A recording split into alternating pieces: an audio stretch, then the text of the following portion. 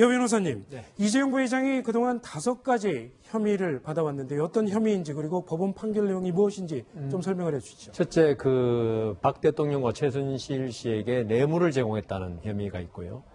그다음 그 뇌물을 쓰기 위해서 삼성전자 회사 돈을 갖다가 임의로 쓴 것, 네. 그 횡령이 되겠죠. 네. 그다음 그리고 최순실 씨를 알면서도 이 과정에서 국회 청문회 과정에서 모른다고 해가지고 국회에서의 증언 감정에 관한 법률 위증 혐의로 기소됐고요. 네. 그다음 또 이 정유라 씨 승마를 돕기 위해서 삼성에서 횡령한 돈을 독일로 보낸 거, 그게 국외재산 해외 도피가 되겠고요. 그리고 말 세탁이라는 거 있었죠. 네. 뭐 살사돈가 이런 말을 갖다가 이 범죄 수익을 갖다가 숨기기 위해서 말 세탁을 했다 해서 범죄 수익 은닉죄로 기소가 됐었습니다. 그렇군요. 자, 법원이 5년형을 선고를 했는데요. 5년형을 선고한 그 근거를 이렇게 설명을 했습니다. 이재용 부회장 승계 작업의 주체이자 최대 이익을 보는 사람이다. 그래서 최순실, 정유라 몰랐다는 청문회 위증도 유죄다. 이렇게 징역 5년형을 선고를 했습니다. 역시 핵심은 뇌물죄였는데요. 예. 하종대 부국장, 뇌물죄에 대해서도 유죄 선고를 내렸는데 수동적 뇌물이라는 얘기를 했습니다. 예. 그게 뭐냐면요. 전체적으로 이제 틀을 보면은 5가지 혐의를 모두 법원이 유죄로 판단을 했거든요. 네. 그러나 구체적으로 들어가 보면은 많이 다릅니다. 네. 예를 들면 뇌물이라고 하는 것이 전체적으로 433억이었지 않습니까? 네. 그 중에서 실제로 88억 2,800만 원. 전체 원래 처음에 기소한 금액의 거의 30%도 안 되는 그런 금액이 유죄로 인정이 됐다. 네. 그리고 그 이외에도 보면 횡령이라고 하는 부분이 298억이잖아요. 그 중에 64억만 횡령으로 인정이 되고, 네. 그 다음에 또 이제 밖으로 이제 돈을 빼돌렸다 하는 부분이 있었거든요. 그 부분도 전체 액수의 절반 정도 되는 36억 원, 즉 용역 거래를 위장한 부분만 이렇게 됐습니다. 그렇군요. 전체적으로 보면은 혐의 5가지가 모두 유죄로 됐지만은 구체적으로 본다면은 그 중에 실제로 유죄로 된 부분이 적고 오히려 무죄로 된 액수가 더 많다. 네. 이렇게 볼 수가 있고요. 네. 그런 측면에서 왜 이 형량이 검찰은 12년을 구형했지 않습니까?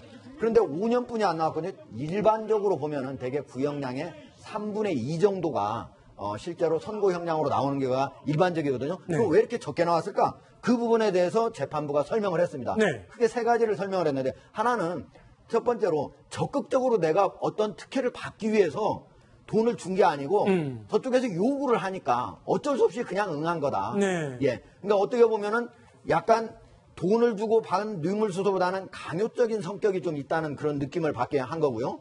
그 다음에 또 하나는 삼성이 이런 것들을 주고 난 다음에 어떤 특혜를 구체적으로 받은 것이 확인이 되지 않는다. 네. 그리고 마지막으로는 이 모든 것들이 이재용 삼성전자 부의장만을 위한 것이 아니고 다른 여러 계열사 기업들의 것들도 같이 포함된 것이다. 이렇게 설명을 했습니다. 그렇군요. 허만수 차장.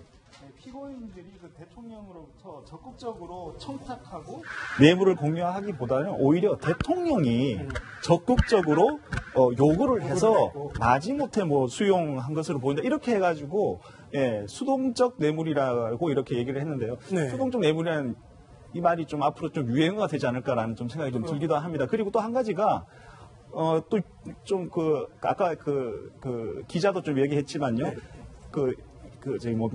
이 부회장과 박 전 대통령 사이에 묵시적인 청탁이 있었다. 이렇게 얘기를 했습니다. 근데 이것은 정말 저도, 굉장히 들어보기 힘든 말이었습니다. 예, 청탁이면 그냥 청탁인데, 묵시적인 청탁은 말도 안 하고 청탁한다는 건지. 근데 이런 건 있습니다. 그러니까 청탁한 사실을 이렇게 어느 정도 은연중에 인지를 하게 된다라든지 묵시적으로 알게 된다 이런 거는 모르겠지만, 예. 청탁 자체가 묵시적이었다는 말은 이거 어떻게 해석해야 될지 잘 모르겠습니다. 네. 그 부분에 제가 대답을 해드릴게요. 우선 제가 뇌물죄 재판을 옛날에 좀 하다 보면은 뇌물을 주는 사람이 자기 이익을 위해서 적극적으로 공무원을 유혹하는 경우가 있습니다. 이 경우에는 이제 아까 이게 수동적, 적극적인 이런 말이 아마 여기서는 이재용 부회장이 적극적으로 뇌물을 줘가면서 나에게 혜택을 요구한 것이 아니다라는 취지고요. 네. 아마 그래서 이번에 형이 아까 우리 하종대 국장님 말씀대로 최하한으로 나왔습니다. 사실은 5년이라는 게 더 이상 내려갈 수는 없거든요. 그다음 두 번째, 그 묵시적 청탁이라고 하는 거는요. 재판부에서도 초반에 밝혔습니다. 직접적인 청탁 증거는 없었다. 네. 그렇다면은 그렇지만 뇌물죄에서 이렇게 부정한 청탁을 하고 이렇게 부정한 대가를 지급하고 그다음 봐주는 이런 게 나와야 되지 않습니까? 그런데 그걸 인정하기 위해서 여러 가지 정황을 볼 때 독대한 정황, 그 이후에 정유라 씨에 대한 그 승마 지원 정황 이런 모든 걸 합쳐 볼 때 명시적인 증거는 없지만 묵시적으로라도 네. 그런 일이 있었다고 볼만하다.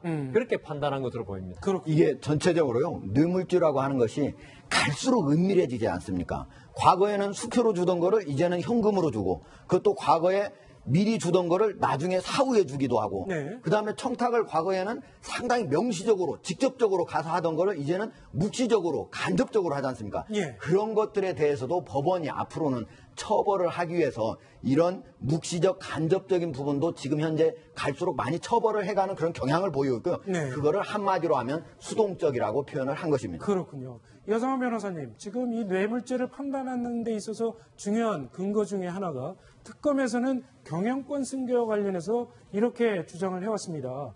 이재용 부회장이 최소의 비용을 들여서 지배력을 강화하는 작업을 벌여왔고, 이 삼성물산, 제일모직 합병 등 지배구조 개편에 있어서 대통령의 도움이 필요했었다. 이렇게 주장을 해왔고, 삼성 측에서는 가공된 프레임이다. 이미 이재용 부회장은 후계자의 지위를 인정을 받은 사람이고 승계 작업이 불필요했다. 이렇게 맞서왔습니다. 법원이 여기에 대해서 어떤 결론을 내렸습니까? 특검의 주장을 받아들인 거죠. 네. 기본적으로. 왜냐하면 특검의 주장은 뭐냐 하면은 이거는 이재용 부회장의 어떤 삼성그룹을 갖다가 승계받기 위한 어떤 특정한 개인의 이재용 부회장의 개인적인 이익을 위해서 한 행동들이라고 특검은 주장했고요. 네. 이에 대해서 삼성 측에서는 뭐냐 그랬냐면은 이 합병을 해야지 삼성그룹의 경쟁력이 확보되는. 네. 그러니까 이재용 부회장의 개인적인 이득을 취하기 위한 목적이 아니다. 예. 이건 삼성이라는 그룹의 어떤 그 이익을 위해서 삼성이 잘 되면 그때 나라가 잘 된다는 이야기까지 했었지 않습니까? 네. 그런 그 목적에서 했기 때문에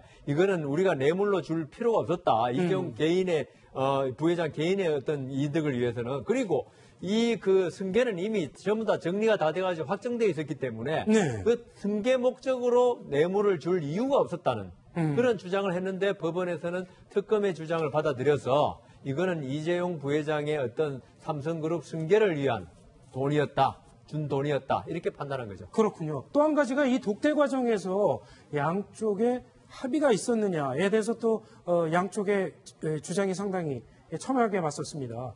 말하자면 이 박근혜 전 대통령과 이재용 부회장이 독대를 하는 자리에서 부정한 청탁을 했다. 부정한 청탁이 있었다. 삼성 측의 주장은 이재용 부회장은 역시 무리한 주장이라고 이렇게 맞섰습니다. 그러니까 여기에 대해서 사실 뭐 그 자리에서 대화를 녹음한 것도 없고요. 네. 그래서 그 직접적인 증거가 없었습니다. 네. 이재용 부회장과 박근혜 전 대통령의 독대 과정에서 일어났던 대화 내용이. 네. 그러니까 이제 그 특검에서는 그렇지만 이 모든 정황, 그 독대와 독대 이후에 일어났던 어떤 금전 거래 관계, 네. 이런 모든 걸 볼 때 이거는 서로 그런 대화가 있었음이 추정된다고 했고요. 삼성 측에서는 그렇지 않다. 거기서는 네. 그런 말 전혀 없었다.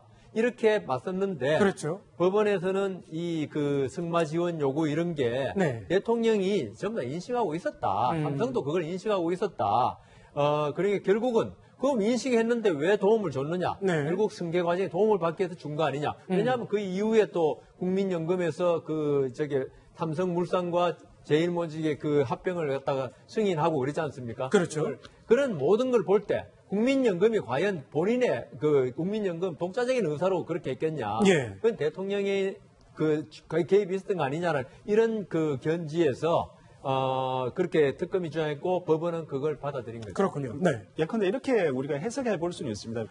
그러니까 한 나라의 대통령이 그 삼성이라는 국내 굴지의 그 대기업의 그 소위 말하는 CEO를 만나 그 오너를 만나가지고 그 독대하는 자리에서 승마 얘기를 한다는 것 자체가 너무 좀 좀 격가지적인 얘기를 한다는 네. 느낌이 좀 들지 않습니까? 그게 큰 뭐 그 사안도 아니고요. 그러면 결국 그것은 승마 얘기 한다는 그 자체가 결국은 정유라라든지 최순실에 대한 지원을 대통령이 좀 간접적으로 강력하게 그렇지만 그 의미하는 것일 수도 있다고 이렇게 판단할 수 있으니까 그런 네. 것이 그런 것을 종합적으로 봤을 때 묵시적인 청탁 뭐 이렇게 법원에서 판단할 수는 있다고 생각합니다. 그렇지만 2심에 갔을 때 이 묵시적인 청탁이라든지 혹은 뭐 수동적 뇌물이라든지 이 문제는 삼성에서 이거 틀림없이 다시 그 이 부분에 대해서 바로 잡으려고 그쪽에서는 그렇게 또 할 것이고 쟁점이 될 수 있습니다. 2심에서 가장 중요한 쟁점이 될 가능성이 높겠군요. 하정대 목장, 예. 이 지금 뇌물죄도 그렇지만 이 위증죄에 대해서도 역시 뭐 결론이 내려졌습니다.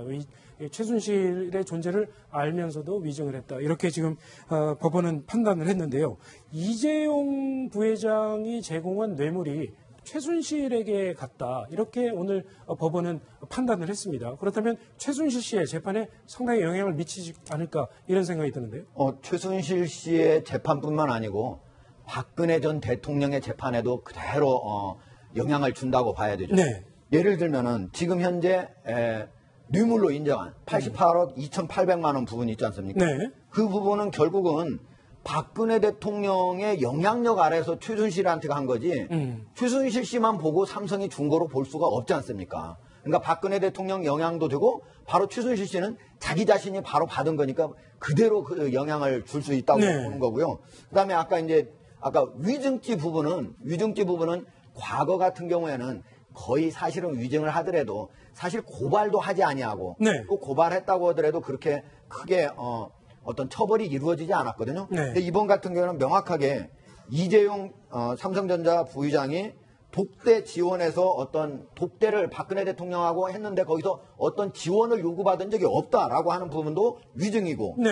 그리고 임직원들한테 하나도 지시한 적도 없다 한 것도 위증이고 그리고 최순실, 정유라가 나는 전혀 모르는 사람이다 라고 한 이 세 가지가 모두 위증이라고 판결문에 적시를 했습니다. 그렇군요. 자, 이재용 부회장에 대한 1심 선고 결과가 나왔습니다. 들으신 대로 삼성 측은 즉각 항소하겠다고 밝혔습니다.